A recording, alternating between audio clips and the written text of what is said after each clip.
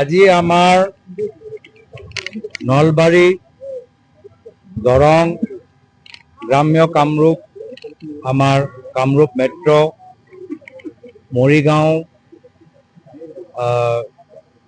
ওদালগুৰি এই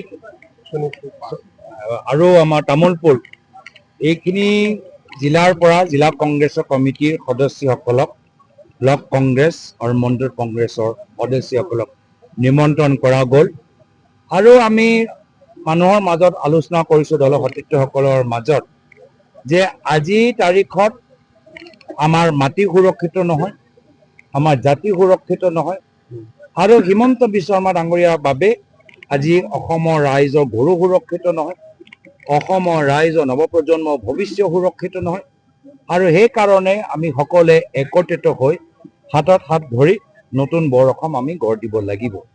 এইখিনি কথা আমাৰ বন্ধু তিৰ্কী ডাঙৰীয়াও আমাক যথেষ্ট মাৰ্গদৰ্শন প্ৰদান কৰিলে আৰু মানুহবোৰ এইখিনি কথা এতিয়া বুজি পাইছে যে কোন হয় হিমন্ত বিশ্ব শৰ্মা, হু ইজ হিমন্ত বিশ্ব শৰ্মা, যিজনক মোৰ প্ৰয়াত পিতৃ তৰুণ গগৈদেৱ এজন অভিভাৱক দৰে ৰাজনৈতিক অভিভাৱক বাবে বা ব্যক্তিগত অভিভাৱক বাবে ইমান মৰম কৰিছিল যে তেখেতৰ বহুত সতীৰ্থসকল হিমন্ত বিশ্ব শৰ্মা ডাঙৰীয়া সম্পৰ্কত আপত্তি জনালেও তেওঁ কেতিয়াও হিমন্ত বিশ্ব শৰ্মা ডাঙৰীয়াক বিপদত পৰিবলৈ দিয়া নাছিল।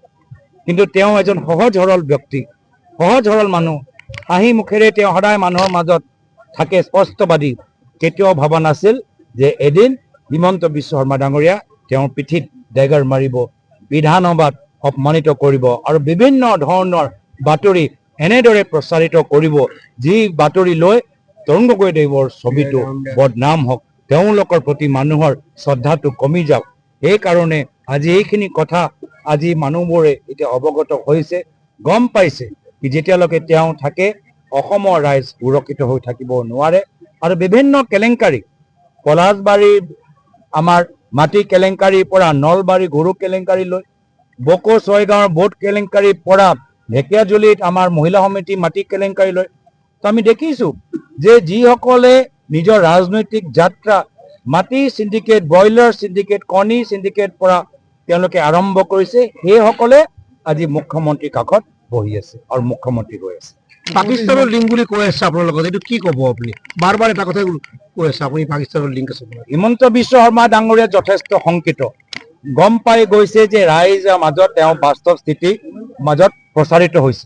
মানুহে কৈছে যে ইয়াত তেওঁলোকৰ পৰিবাৰে মাটি লৈছে, গুৱাহাটীৰ ভিতৰত ক'ত ক'ত মাটি লৈছে মানুহবোৰে জানে, মাজুলীত ক'ত ক'ত মাটি লৈছে, কলিয়াবৰত ক'ত ক'ত মাটি লৈছে, এইখিনি কথা এতিয়া ঘৰে ঘৰে চৰ্চা। কিন্তু তেওঁলোকে যি কথাবোৰ কৈছে মাত্ৰ তেওঁহে কয়, কিন্তু অসমৰ গাঁৱৰ ভিতৰত বাস্তৱ চৰ্চা হৈছে যে মামা মামী ক'ত ক'ত বাগানৰ মাটি কিনিছে।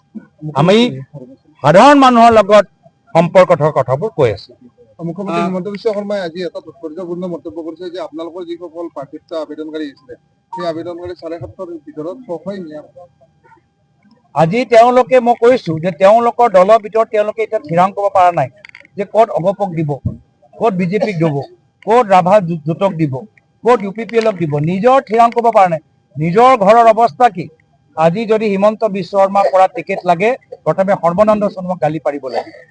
এয়া হ'ল বাস্তৱ তেওঁলোকৰ দলৰ ভিতৰত আজি তেওঁলোকৰ এটা সমস্যা। এইখিনি কথা লুকাবলৈ তেওঁলোকে আবুল তাবুল কথাবোৰ ক'বলৈ আৰম্ভ কৰে।